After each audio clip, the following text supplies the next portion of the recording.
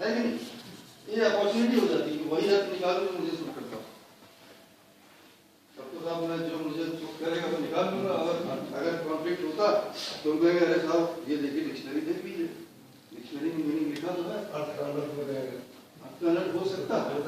तो मैं ऐसा ना करूं, इसलिए जब भी कोई ऐसा शब्द मिले जिसको डिफाइन नहीं किया और डिक्शनरी में कई अर्थ हैं, then I must first consult the preamble.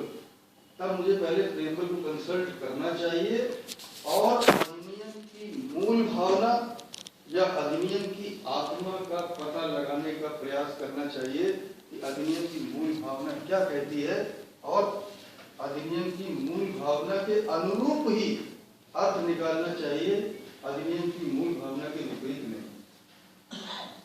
अगर अधिनियम की मूल भावना के विरुद्ध कोई अर्थ निकाल रहा हो तो वो नहीं माना जाएगा। ये बात समझ आ रही? इसीलिए प्रीएम्बल के लिए कहा जाता है, चाहे आरटीआई हो या भारत का कोई भी अधिनियम, preamble is the key to understanding the act. इसका मतलब आप बिना प्रीएम्बल को पढ़े अधिनियम को सही ढंग से समझ नहीं सकते, क्योंकि यही की। ठीक, अब दो तीन चीजें जो हमने कही देखने क्या इसमें मिल रही, जो जितनी बातें हमने कही, देखिए पहली लाइन ही कह रहा है, and whereas democracy requires N informed citizenry. Democracy requires N informed citizenry, ये पहली बात कह दी उन्होंने।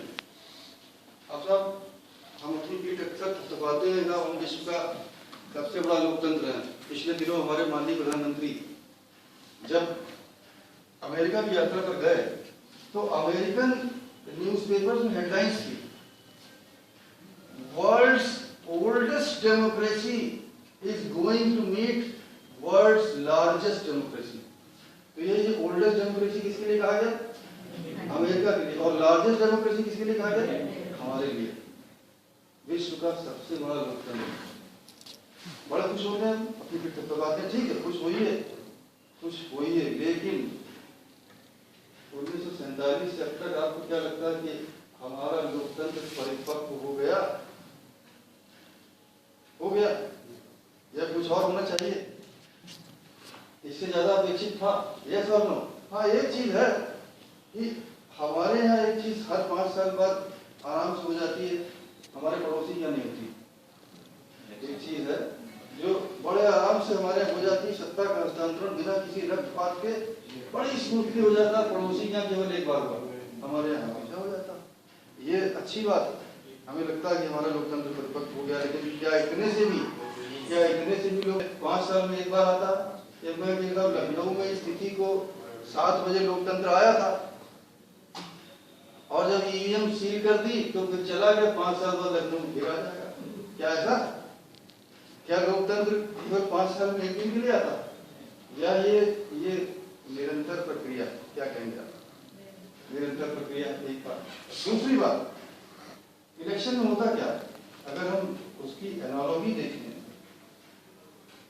जैसे आपका बच्चा है, साल भर मेहनत करता है, उसके बाद उसकी वार्षिक परीक्षा होती है, आपको समझा दिया बेटा ठीक से पढ़ाई करना, 1 साल बाद वार्षिक परीक्षा होगी, परीक्षा होती तो उसका मूल्यांकन होता, पास या फेल होता।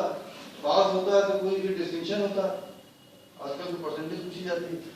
ठीक उसी प्रकार चुनाव में पंचवर्षीय परीक्षा, विभिन्न स्तरों में, पंचायत से लेकर लोकसभा तक पंचवर्षीय परीक्षा हो रही है। उनको परीक्षा लेना आता है, वो सही परीक्षा लेते हैं? कहीं ऐसा तो नहीं है कि कुछ लोगों को जिन्हें अनुत्तीर्ण करना हो उन्हें विद डिस्टिंक्शन पास कर देते हो? उल्टा हो जाता, कहीं ऐसा कुछ मामलों में ऐसा होता तो नहीं कि जिन्हें पास करना उन्हें फेल कर दिया, जिन्हें फेल करना उन्हें पास कर दिया? नहीं,